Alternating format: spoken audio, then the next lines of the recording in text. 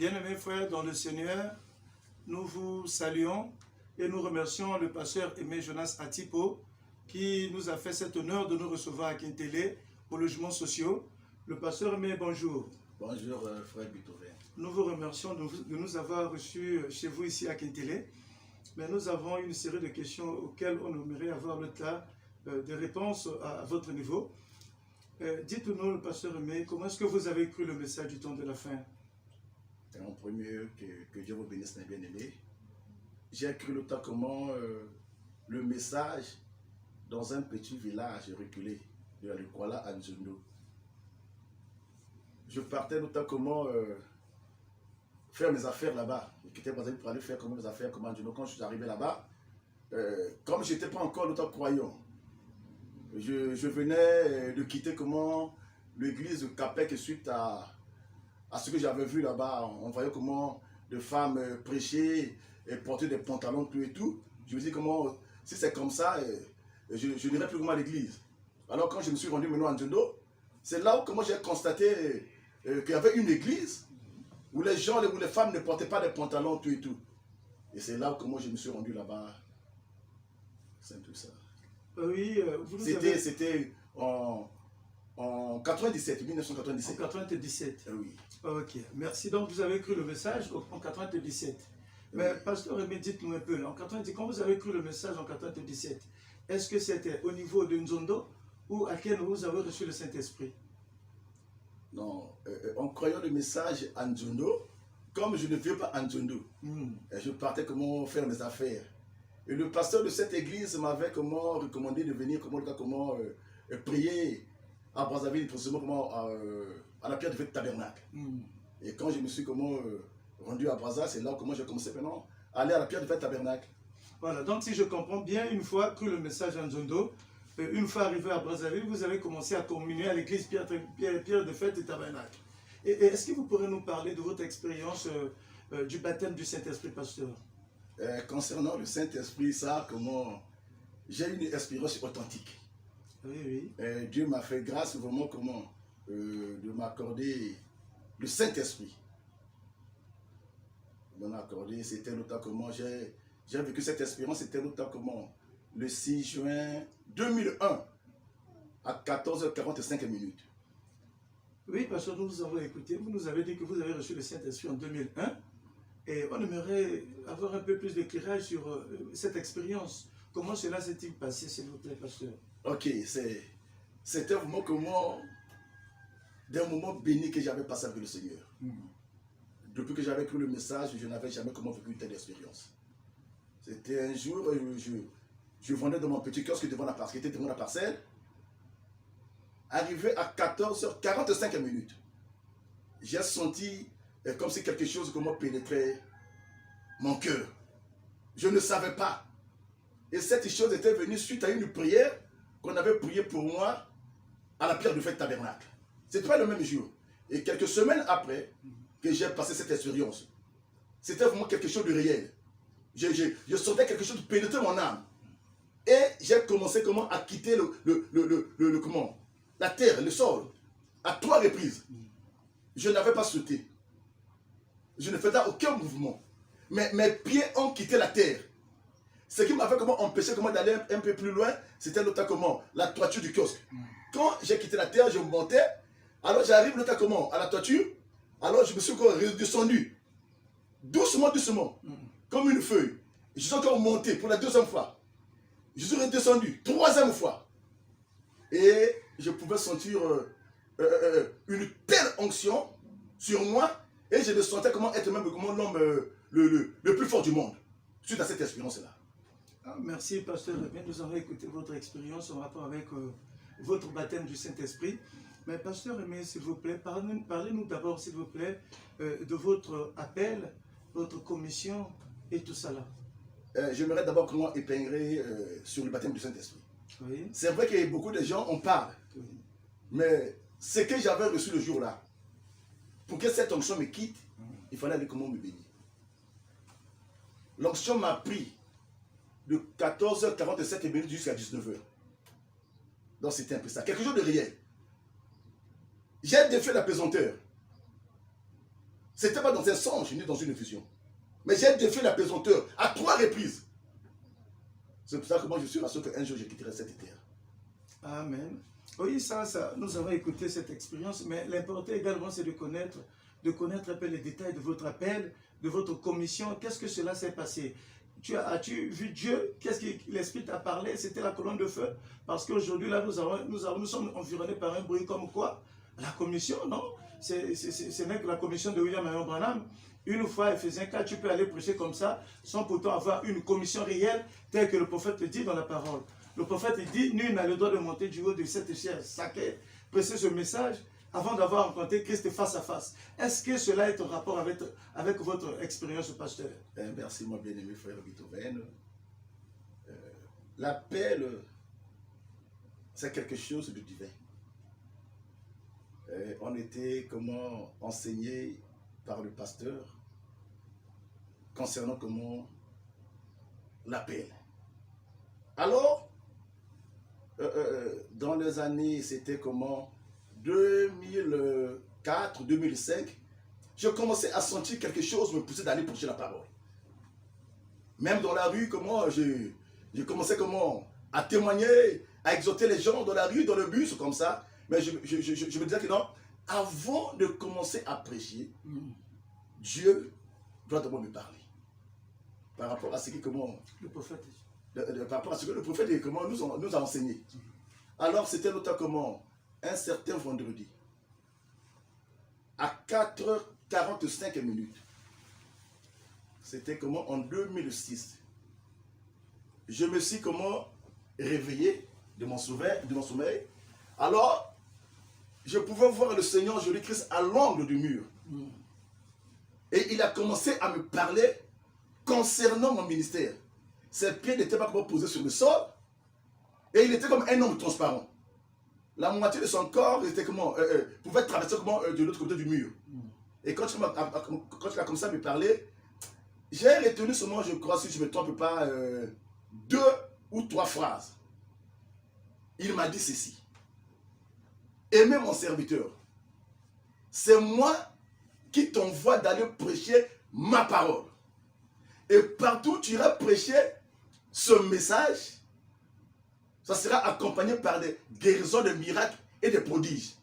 Et chaque fois, quand tu prêcheras ce message, les gens recevront le Saint-Esprit par des prédications qui viendront de toi. C'était pas, je ne dormais pas. Oui. Je l'ai vu comme ça en face, je l'ai vu avec mes propres yeux naturels. Donc c'est cet appel-là qui m'avait convaincu que réellement j'étais appelé par Dieu. Parce que c'était le Seigneur Jésus lui-même qui m'avait demandé d'aller prêcher ce message. Donc, ce n'était pas un esprit d'un grand-père et tout.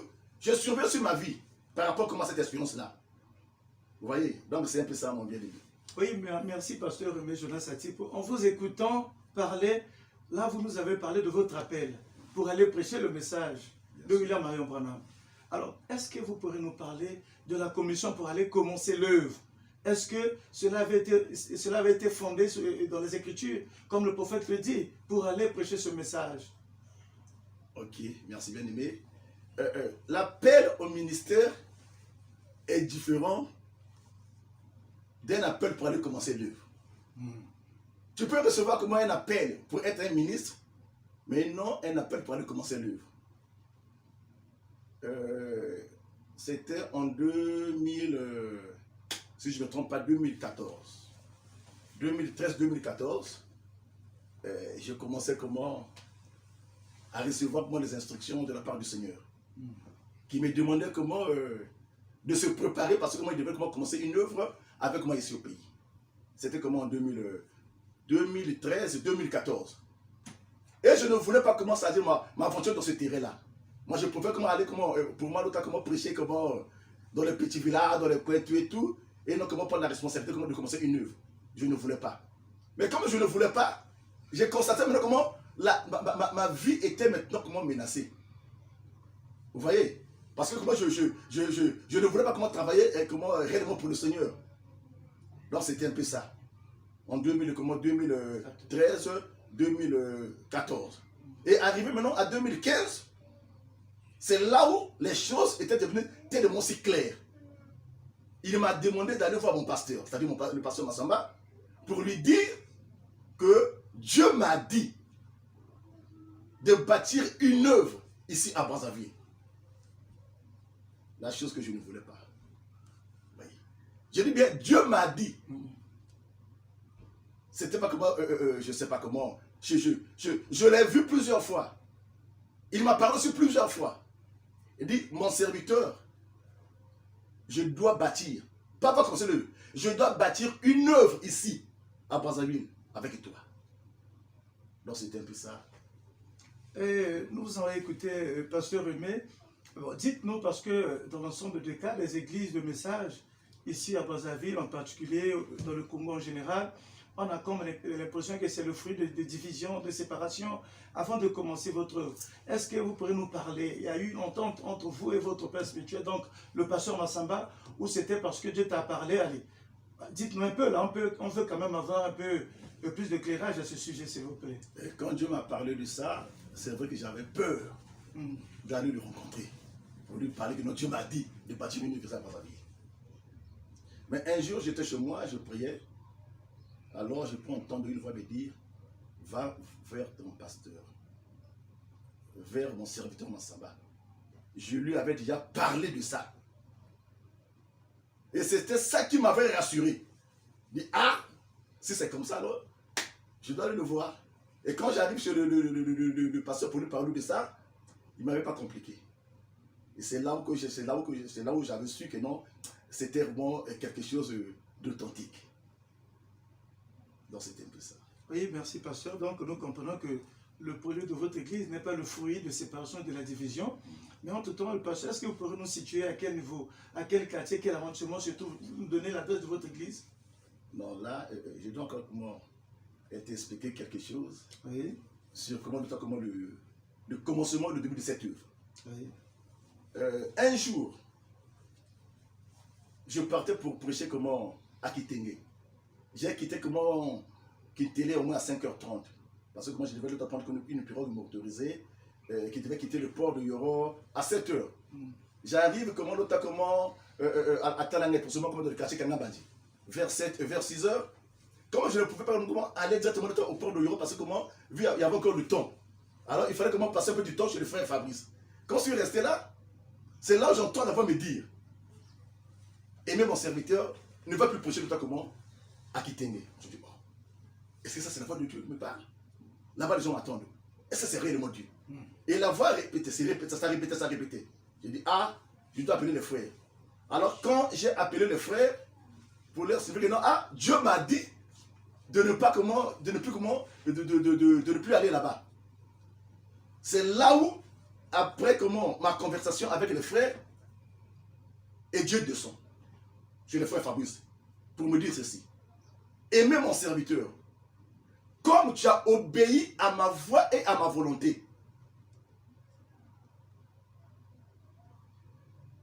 Un pasteur de la ville t'appellera pour aller prêcher chez lui. Alors je surveille dans ce petit détail. Je dis, si réellement c'est la voix de Dieu qui m'avait parlé, le pasteur va m'appeler. Vers 8h, ce pasteur m'appelle. Il dit, frère Aimé, Dieu m'avait dit depuis le jeudi que tu devais venir prêcher chez moi. Et quand je suis allé là-bas, ce dimanche-là, c'était extraordinaire. Et jusqu'à là, comment ça dit, j'ai prêché, Dieu nous a parlé, et il y a eu des choses extraordinaires dans cette église-là.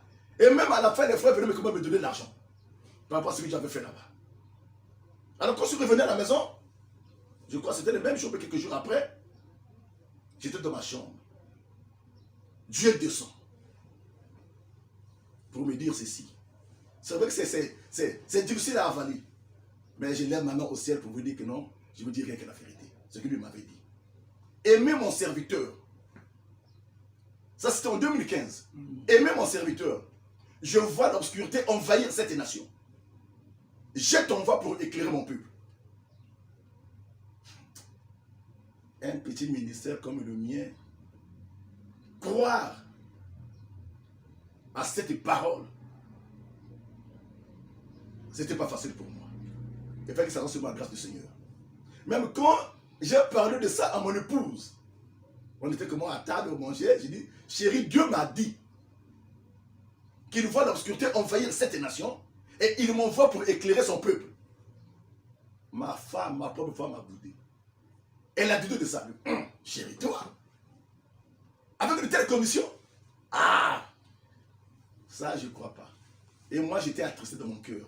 Je dis, si ta propre femme ne peut pas te croire, maintenant qui va me croire?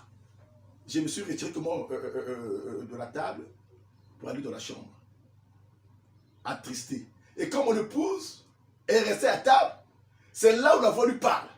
Elle dit, pourquoi tu as buté? C'est moi qui lui ai dit ça. Et mon épouse a commencé à pleurer depuis le salon.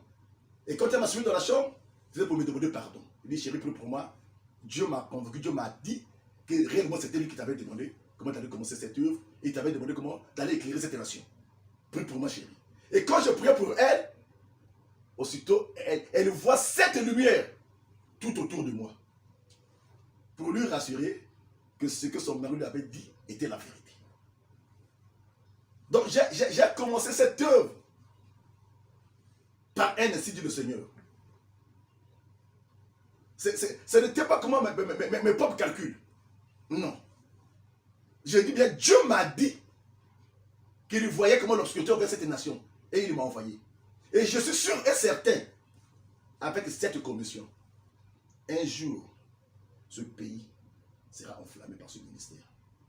Ça, je suis plus que convaincu.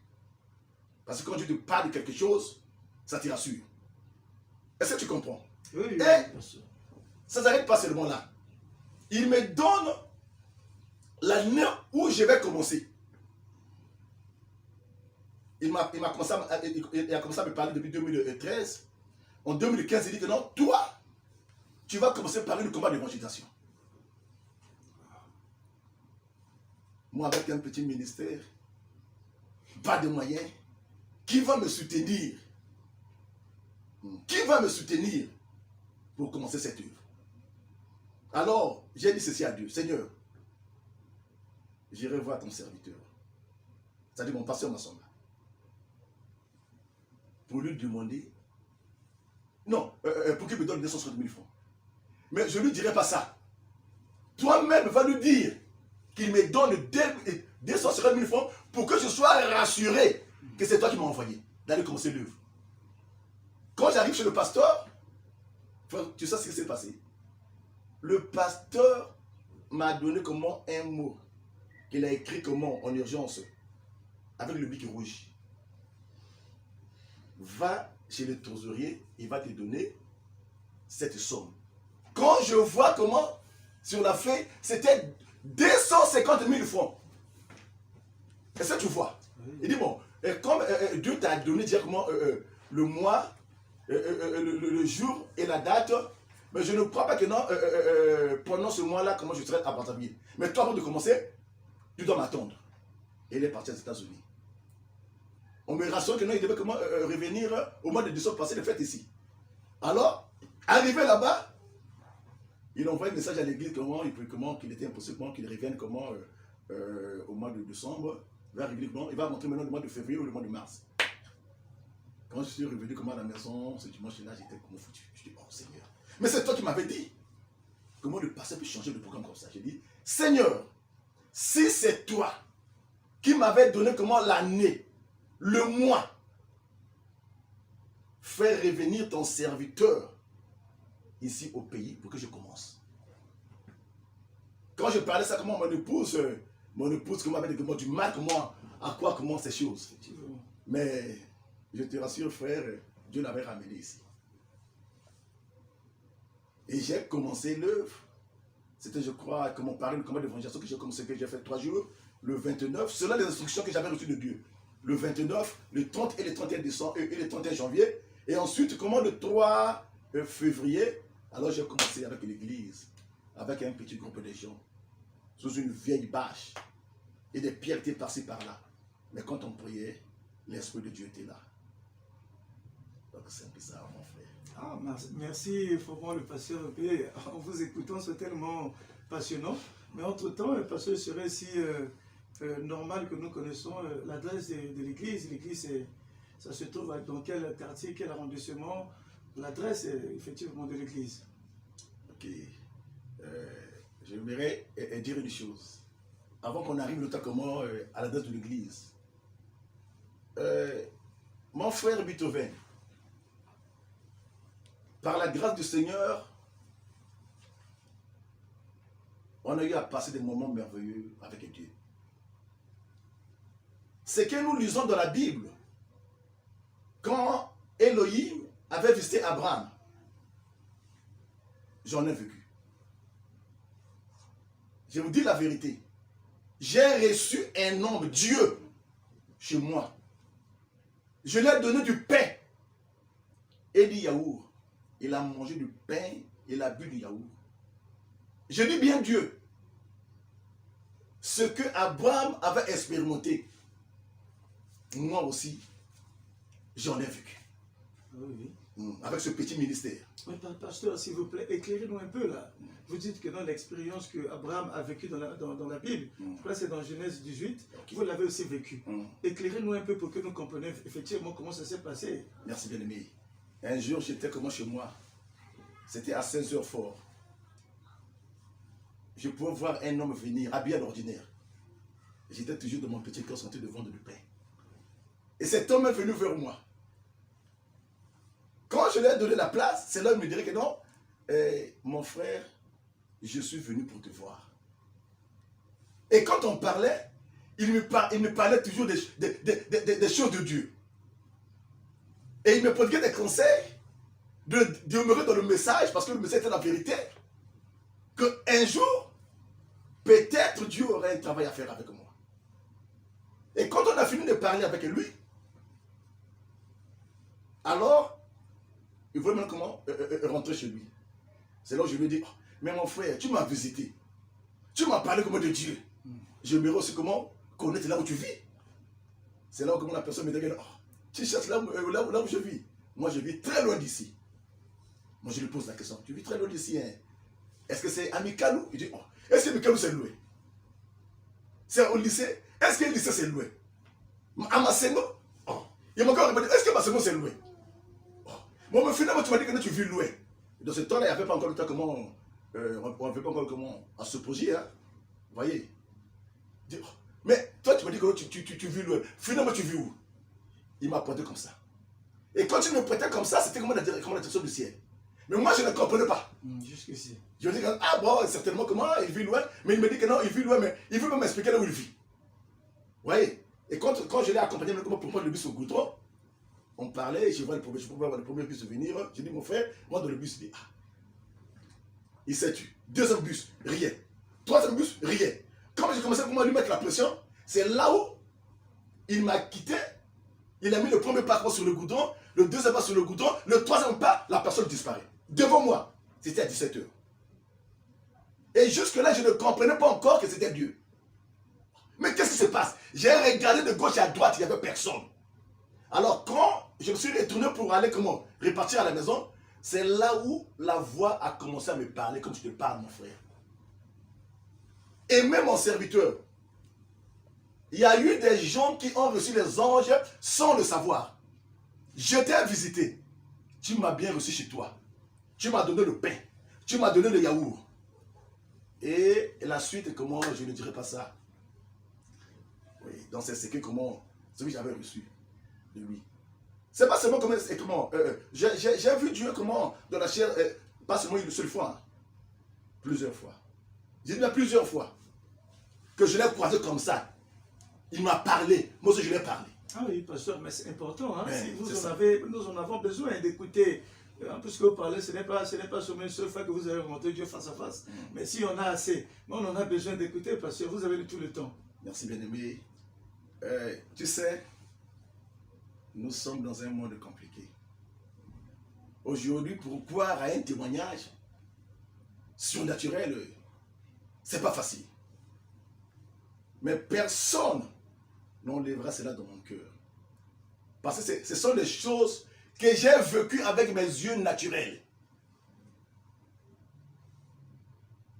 Un jour, on avait papa à l'hôpital. Votre père biologique, pasteur? Oui. Je vois la même personne au moment où la porte de l'hôpital était fermée du bâtiment. Elle est rentrée et elle m'a suivi jusqu'à dans la salle. Et quand il m'appelle, pour que nous causions le temps au couloir, je regarde là-bas comment l'entrée du bâtiment était fermée. Je dis, oh, qu'est-ce qui se passe? Comment il est rentré? C'est là, il commençait à me dire, aujourd'hui tu vas veiller en priant. Ne dors pas. Est-ce que tu m'entends? Je dis oui. Est-ce que tu m'entends? Oui. Est-ce que tu m'entends? Oui. Quand la personne me tourne le dos, elle met le premier pas, le deuxième pas, le troisième pas, elle disparaît devant moi. Et tu sais ce qui s'est passé la nuit? Arrivé à 24 quand je priais, je voyais comment une personne habillée en noir, avec un gros caïman, qui voulait venir prendre le temps de mon papa. Papa qui était dans le coma. Le matin, papa complètement guéri. Les messieurs arrivent, alors nous ont demandé comment de repartir à la maison. Suite à ce que cet homme-là m'avait demandé comment de veiller dans la prière. Ça ne s'arrête pas seulement là. Quand les gens parlent de Dieu, mon frère, il y a des choses.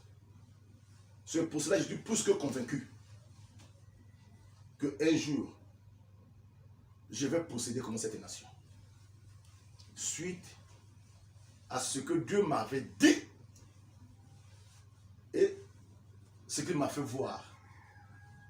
J'ai vu la main de Dieu. Je parle de la main de Dieu qui avait écrit les 10 commandements de Moïse. Mais visitez chez moi à la maison. Moi, un pauvre type avec un petit ministère. Pasteur, excusez, quand vous dites que vous avez vu la main de Dieu dans votre studio, est-ce que vous étiez en train de dormir? C'était comment? Une vision? Je ne sais pas, dans le songe, comment? Dites-nous clairement d'abord la main de Dieu dont vous parlez. Merci bien-aimé. C'était pas une vision, ni un songe. Je dormais. Je me suis réveillé suite à un vent qui soufflait dans ma chambre. Et ce vent-là agitait comme la moustiquaire tout dans la maison.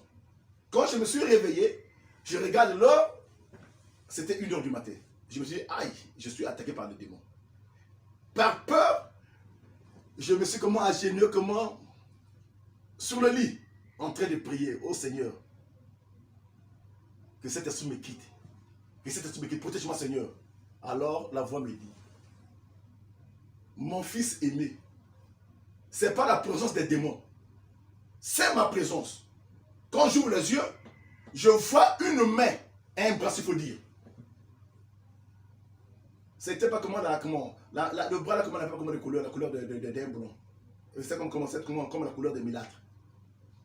Des métis, s'il faut dire. La main là est rentrée par la porte. Elle a traversé la porte. Elle a traversé les rideaux. J'ai regardé. Elle a traversé la moustiquaire. Comme je ne peux pas supporter cette présence, je me suis allongé sur mon lit en criant. Pour attirer l'attention de maman qui dormait dans la grande maison. Mais maman n'écoutait pas. Et quand cette main est venue vers moi, alors, comme j'avais les yeux fermés, la main a passé jusqu'à ma tête. Je pouvais sentir les émanations sur ma tête. Alors quand la main repartait, j'ouvre les yeux comme ça, je vois encore la main. J'ai crié comme maman. Alors la main est venue me saisir, me tenir par ma main droite. Tel que je te tiens comme ça. Alors, j'ai failli tomber. Évanoui. J'ai encore crié en appelant maman. La main a fait comme ça 3 fois. Quand la main me relâche, ça part, ça traverse la moustiquaire, ça traverse tout à le rideau, ça traverse la porte. Alors, après, j'entends la voix. Oh Seigneur. La voix m'a dit ceci. Aimez mon serviteur. Je t'ai donné le pouvoir de la délivrance. C'est ça qui m'avait un peu soulagé. Mais malgré ça, j'avais toujours peur. Le matin, on avait un enfant sérieusement malade. Si on l'amenait à l'hôpital, on allait le garder là-bas. J'ai dit, si réellement c'est Dieu qui m'avait parlé, je vais tenter pour voir si réellement c'était la personne de Dieu. Je prends l'enfant qui était sérieusement malade. Je l'amène. Je lui dépose sur mon lit. J'ai dit, Seigneur, si c'était toi qui m'avais visité, que cet enfant soit guéri. Je sors pour moi, je laisse l'enfant. 2 minutes après, 3 minutes, je reviens dans la chambre. L'enfant a commencé à s'agiter dans la chambre, complètement délivré. C'était l'enfant de mon propre cadet. Vous voyez, bien aimé. Donc, ce sont un peu comment des expériences-là, qui nous rassurent réellement comment nous sommes, parmi ceux que Dieu a appelés. Merci le pasteur, mais nous avons vraiment écouté. Vous nous avez parlé de votre croyance, comment vous avez cru le message, vous avez raconté votre expérience du Saint-Esprit, votre appel et votre commission pour aller commencer à prêcher, commencer une église. Mais pasteur, il y a une expérience, l'une de vos expériences qui continue à défrayer la chronique, celle de téléportation dont il était question. C'était comment, pasteur, si vous pourriez nous l'expliquer un peu au long et en large, pasteur Aimé.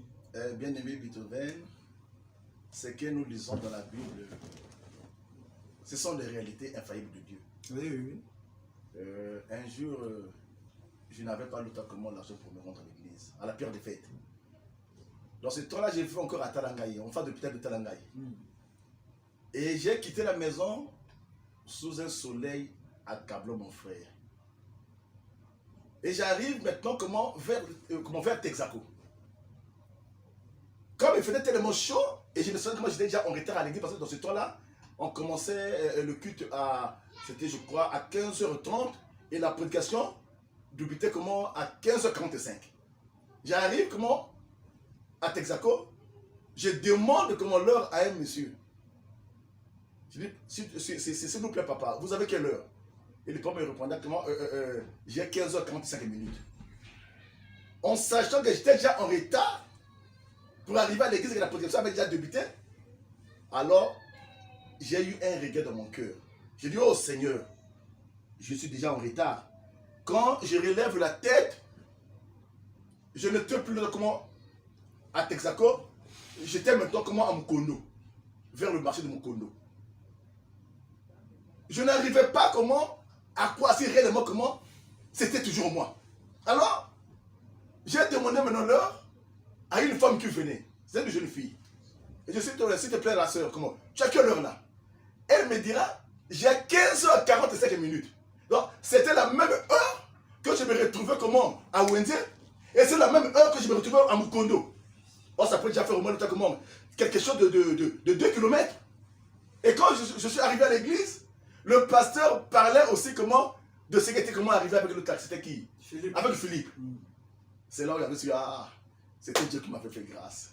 Le temps me manque, sinon on peut parler des véritables témoignages surnaturels. Et ça il y en a plein. Dieu a ramené les gens à la vie par ce petit ministère. Des gens comme ça. Oh, merci, le pasteur Aimé Jonas Setipo. Et c'est bien aimé, dans mon petit ministère, il y a eu au moins 5 morts et ressuscités. Ça c'est très bien. Quand les gens parlent comment j'ai vu Dieu, c'est bien. Mais avoir aussi la grâce de voir Dieu en face, ce n'est qu'une grâce. Ce n'est pas ma mérite. Pasteur Aimé Jonas, merci pour nous avoir répondu à la question que nous avons posée concernant votre expérience de téléportation. Alors, on aimerait aussi avoir connaissance de ce qui se passe dans votre œuvre, c'est-à-dire votre église, ça vit comment, et est-ce que ça évolue, est-ce que c'est comment un peu dans son ensemble? Merci, bien-aimé. Par la grâce du Seigneur, l'église est passée par la Pentecôte. Quand j'ai commencé cette église-là, c'était le 3 février. Alors, le 19 mars, donc 1 mois et demi, Dieu est descendu pour confirmer cette église. Et suite à cette expérience, Dieu est en train de faire des choses extraordinaires dans l'église. Une fois, on nous avait amené une femme aveugle. Par la grâce de Dieu, en sortant de l'église, elle n'était plus aveugle. Et je me souviens, c'est Dieu une expérience d'un témoignage, d'une guérison miracle. On nous amène un paralytique. Dieu dit à comment c'est paralytique. Moi, j'ai un homme qui est toujours à ma droite. Je ne prierai pas pour toi. Reste à ma droite. Quand tu lui viendras, c'est lui qui va te guérir. Sans lui imposer les mains, sans prononcer un mot de prière. Le paralytique qui était resté à ma droite fut guéri sur place. Sur le champ. Sur le champ. Ce n'est pas seulement comme une seule fois. Hein. À des fois, comment on nous amène les malades, les cas sérieux, je dis, reste seulement à ma droite. C'est là où cet ange se tient. Sans prière. Et Dieu guérit. Donc ce n'est que la grâce du Seigneur Jésus-Christ. Vous voyez. Donc, bon, il y en a plein. Sauf que moi, je ne sais pas comment qu'est-ce qu'il faut encore témoigner comment de l'église. Une fois, comment le diable, comment allait, comment ôter quelqu'un la vie dans l'église. Alors, quand on m'a appelé, je suis venu pour lui imposer les mains. Vous savez ce que j'avais dit? J'ai dit, Seigneur, c'est toi qui m'avais appelé. Là, le diable veut me défier dans mon église. C'est moi le serviteur du Dieu très haut. C'est toi qui m'avais dit de bâtir cette œuvre. Que cet esprit de l'homme de la mort quitte cet enfant. Et l'enfant qui était mourant était revenu à la vie. Devant les gens. Le frère Freddy tombé à l'église parce que mort. Les urines sortaient. Je lui ai imposé les mains. En les réclamant par rapport à ma commission qui m'a été donnée par l'ange. Et aujourd'hui, comment le frère Freddy est bien portant. Donc par la grâce du Seigneur, Dieu a béni cette église. Par des témoignages surnaturels. Je prêchais la parole devant les gens. Je crois que tu étais là. Un oiseau est venu dans l'église. C'était quel oiseau? Ce que le prophète mentionne. Rouge-gorge. Rouge-gorge est venu comment? Dans l'église. Les gens l'ont vu comme ça. Et c'était comment la nuit. Et une fois aussi, je prêchais dans l'église. C'était un dimanche. La colonne de feu est venue physiquement, visiblement plutôt. Plusieurs personnes de l'église ont vu la colonne de feu comme ça. Sans vision, rien. La colonne de feu. Comme ça, ils sont dans l'église. Donc, c'est ça des choses que Dieu nous a fait grâce et bien aimé. Donc, on peut s'arrêter là. Ok, merci, Pasteur Romeu. Voyons que le temps s'étire à la fin. Et donc, bon, on aimerait, l'autre là, avoir connaissance, connaître l'adresse de l'église, là où l'église se trouve, le numéro, c'est dans quel arrondissement. Et puis, bon, je vous donne également un mot de la fin pour ceux-là qui nous suivent. L'église se situe comment? À l'arrondissement 6 Talangaï, précisément dans la rue Oyo, numéro 11 bis, en face de l'hôpital de Talangaï. Dans le quartier Kangambani, c'est là qu'on se trouve l'église. Je le répète, l'église se situe comment dans la rue Oyo, numéro 11 bis, dans le quartier Kangambani, en face de l'hôpital de Talangaï. Merci, mais votre mot de la fin, Pasteur Aimé, puisque nous sommes arrivés à la fin. Le mot de la fin, je bénis le Seigneur pour tout ce qu'il a fait pour moi et tout ce qu'il essaie de faire pour nous. Et je remercie aussi notamment l'homme qui m'a fait naître dans le Seigneur, le pasteur Massamba Grégoire. C'est grâce à ce ministère que je suis ce que je suis. Vous voyez? Et ensuite, que Dieu bénisse mes bien-aimés qui ont réalisé comment cette interview, cette émission, que Dieu les bénisse franchement. Sincèrement de tout mon cœur, que Dieu les bénisse. Shalom, peuple de Dieu, je vous aime. Merci, le pasteur. Mais donc, bien-aimés frères et sœurs, nous vous rappelons que nous avons reçu le pasteur Aimé Jonas Atipo, le pasteur de l'église du message du temps de la fin, Branham Tabernacle, et c'était à Kintélé, au logement social. Donc c'était un honneur pour nous d'être reçus par le pasteur Aimé Jonas Atipo. Et donc prochainement nous nous retrouvons. Et il a son numéro de téléphone, c'est le 06 637 90 81 pour des besoins d'appel téléphonique pour être en contact directement avec le pasteur Aimé Jonas Atipo, avec lequel nous avons passé cet entretien. Donc je vous souhaite bonne chance, que Dieu vous bénisse. Et c'est aussi comment, le même numéro là, c'est aussi mon numéro WhatsApp. Ok, donc vous avez écouté. Donc sur ce numéro là, vous retrouvez le pasteur Aimé Jonas Atipo. Et donc merci vraiment, que Dieu vous bénisse.